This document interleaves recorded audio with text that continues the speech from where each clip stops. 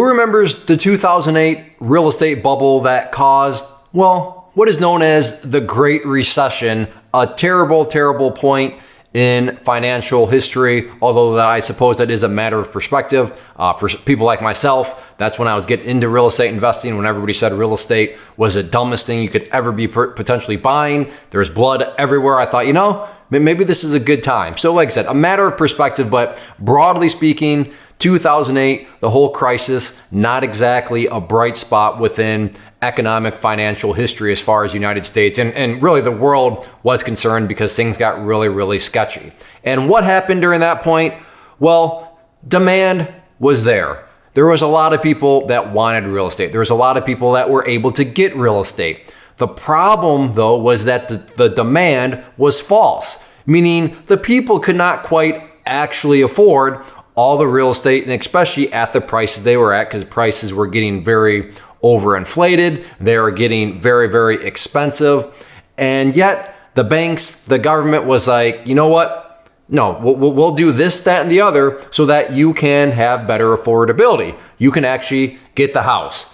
And yeah, there was demand. There's always demand, but is it true demand in the sense of can the person actually afford it? There was not. And the rest is history. The huge financial crisis occurred, which was essentially all from the real estate market. So that's 2008. That's the little quick history lesson. And then just last week, I saw this headline, and it was almost like a Hollywood movie where you had to take a double look. Did I see that right? Am I reading that right? And yeah, I am. So under the context that I just explained, let me just go through a couple parts, and there's lots of articles out there about it, but just a couple of the highlights that I saw. So you can see out here from USA Today, a mortgage with no down payment. Then we come down here. Bank of America this week announced that it will be launching a mortgage option, for first-time home buyers, offering no down payments, no closing costs, and no minimum credit score. Now, I'm not a brilliant person, but looking at this from strictly a business economic standpoint, this seems risky. This seems almost like creating false demand, where people want a house, and that's fine, especially in the first-time home buyer market. But when you start to eliminate all these other variables, and these variables are intended to help answer the very, very important question, hey, can this person afford the house? Are they capable of making the payment and continuing to make the payment? When you start to eliminate those dynamics, you don't have to be, a Nobel Peace Prize winning economist to realize that seems a bit risky. And Bank of America, that is what they are launching into. To be fair to them, it was 21 cities that they're doing it. So it's not like it's across the board rollout. So, like I said, in some senses, in my mind, this just doesn't make any sense from a number standpoint, but at least to their credit, they're not just doing it nationwide just like that. So I'm curious to see how this will play out. But again, I'm not quite sure there needs to be any sort of curiosity, because when you have no minimum credit scores, no closing costs, no mortgage insurance, no down payment required, it's sounding very, very familiar to 2008. Now, if you are a mortgage broker, an agent, if you have some more information on this, then by all means, please leave that down in the comment section. But just generally speaking, from a surface standpoint, this is seemingly a lot like 2008. And I don't want people to go through struggles. Not all. That's the exact opposite of this channel, right? That's why I'm always trying to give, hey, do this, do that. Hey, trying to motivate people. However, this is a situation where this is why personal finance matters, because I don't care if a bank says, hey, you can't afford that house.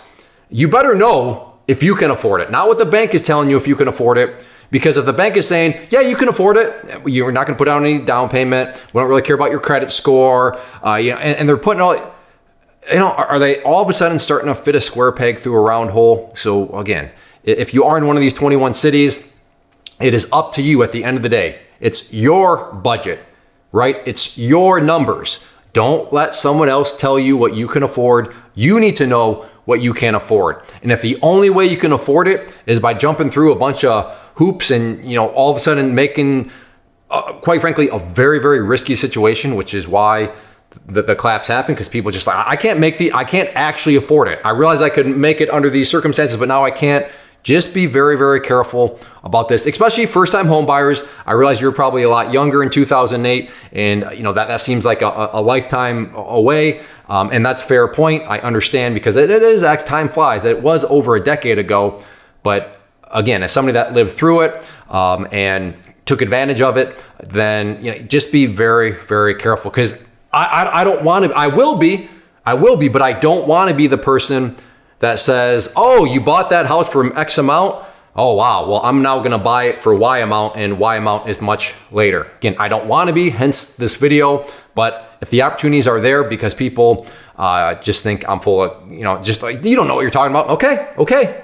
This is why I'm able to sleep easy at night, because I put it out there. And if I come along later on because everything's crashed because people aren't able to afford what they are, well then, okay, I did my part. But yes, what are your thoughts on this? Leave it down in the comment section. Did you live through 2008? Does it feel, am I being over dramatic here? Clay, that's not the same. And maybe so. I admit that I've only done a bare amount of research, but just like I said, from a strictly economics, business standpoint, from looking at the numbers, it just seems like a very, very risky way to go about business. So let me know your comments down below, and we'll see what happens with it.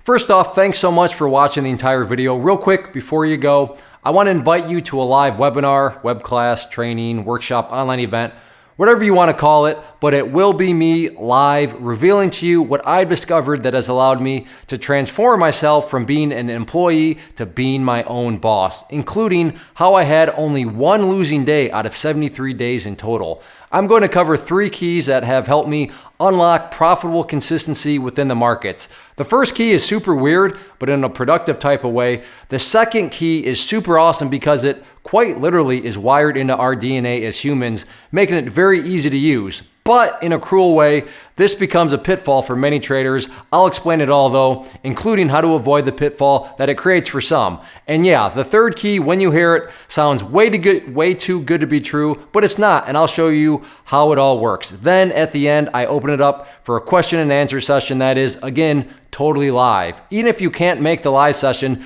please still sign up, as it will be recorded, and you can go back and watch the replay that I will send you. Click the image on the screen or click the link down in the description box so you can get the date and time and claim your spot, which I should note is limited due to the fact that this truly is a live event. If you have any questions, let me know. If not, I'll be seeing you soon.